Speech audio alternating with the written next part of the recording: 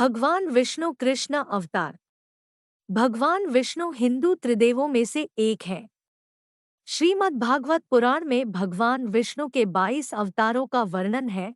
वहीं कुछ धर्मशास्त्रों में 24 अवतार भी बतलाए गए हैं, जिनमें से 10 अवतार प्रमुख हैं।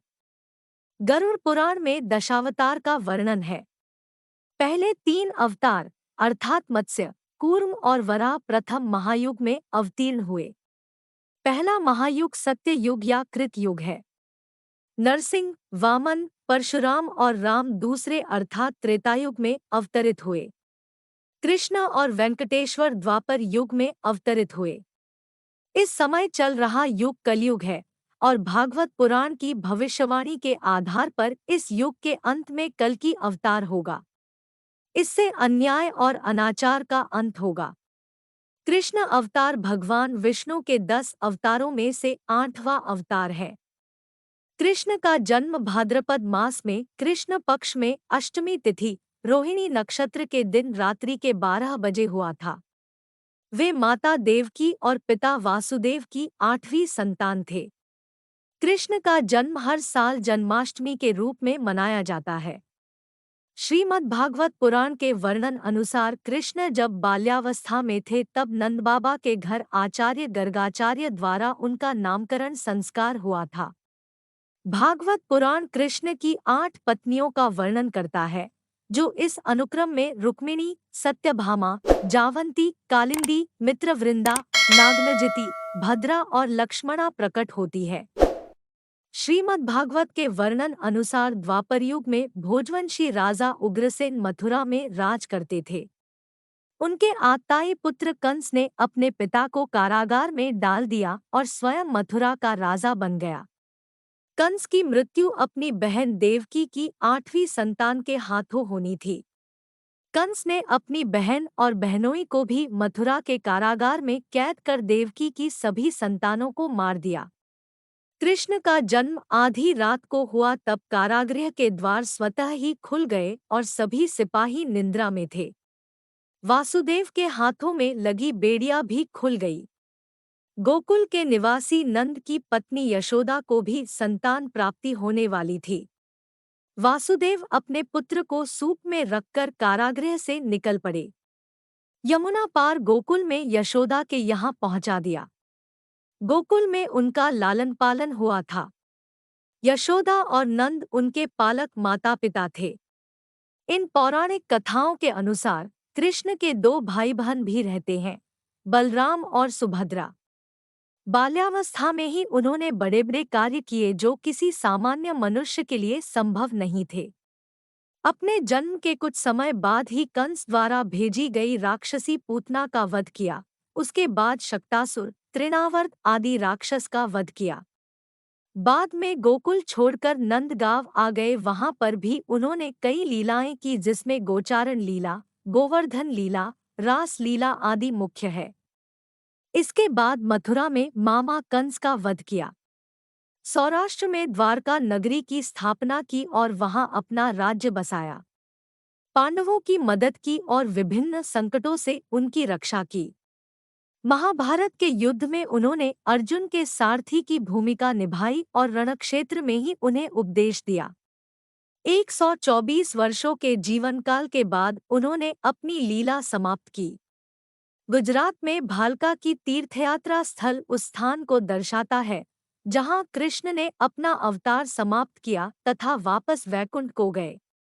कृष्ण का चित्रण आमतौर पर काले या नीले रंग की त्वचा के साथ किया जाता है।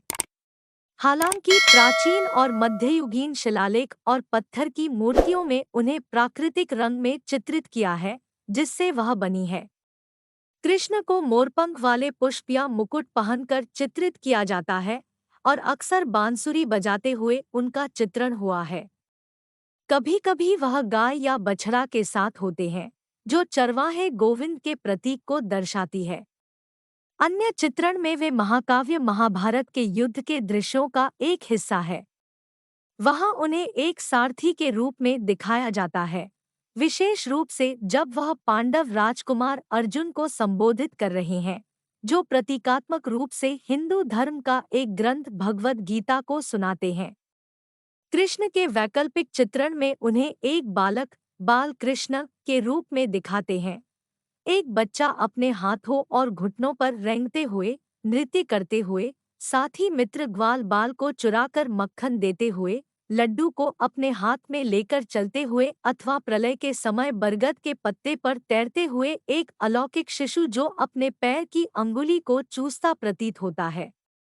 कृष्ण की प्रतिमा में क्षेत्रीय विविधताएं उनके विभिन्न रूपों में देखी जाती हैं, जैसे ओडिशा में जगन्नाथ, महाराष्ट्र में विट्ठल या विठोबा, राजस्थान में श्रीनाथ जी, गुजरात में द्वारकाधीश और केरल में गुरुवायूरप्पन। अन्य चित्रणों में उन्हें राधा के साथ दिखाया जाता है, जो राधा और कृष्ण के दिव्य प्रेम का प्रतीक माना जाता है। उन्हें कुरुक्षेत्र युद्ध में विश्वरूप में भी दिखाया जाता है, जिसमें उनके कई मुख हैं। अपने मित्र सुदामा के साथ भी उनको दिखाया जाता है, जो मित्रता का प्रतीक है। इसी तरह मध्यकालीन युग के शुरुआती तमिल ग्रंथों में कृष्ण और रुक्मिणी की मूर्तियां भी सम्मिलित हैं।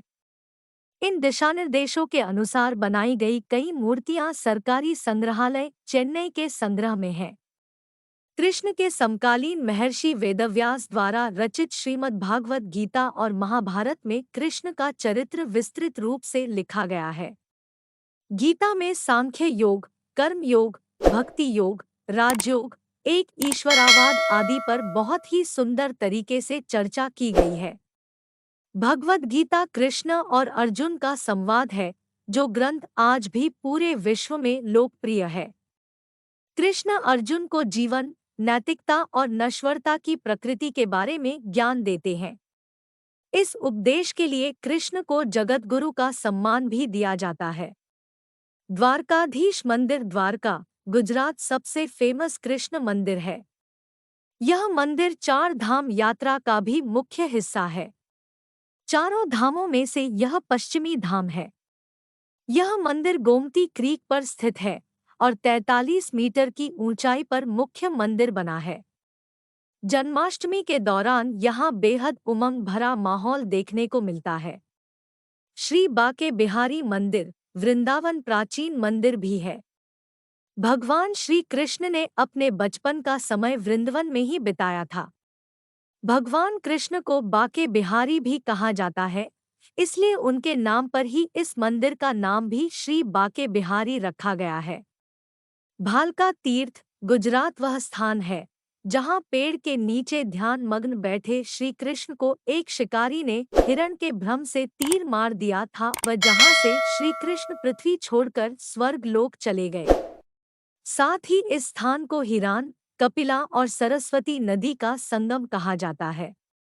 जगन्नाथपुरी, उड़ीसा में स्थित जगन्नाथ मंदिर में भगवान कृष्ण अपने बड़े भाई बलराम और बहन सुभद्रा के साथ विराजमान है।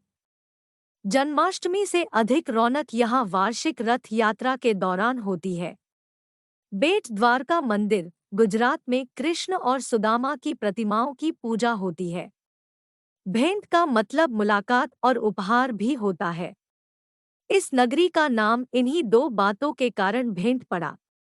दरअसल ऐसी मान्यता है कि इसी स्थान पर भगवान श्री कृष्ण की अपने मित्र सुदामा से भेंट हुई थी। इस मंदिर सुदामा जी जब अपने मित्र से भेंट करने यहाँ आए थे तो एक छोटी सी पोटली में चावल भी लाए थे। इन्हीं चावलों को खाकर भगवान कृष्ण ने अपने मित्र की दरिद्रता दूर कर दी थी। इसलिए यहाँ आज भी चावल दान करने की परंपरा है। ऐसी मान्यता है कि मंदिर में चावल दान देने से भक्त कई जन्मों तक गरीब नहीं होते। BNT की खास पेशकश।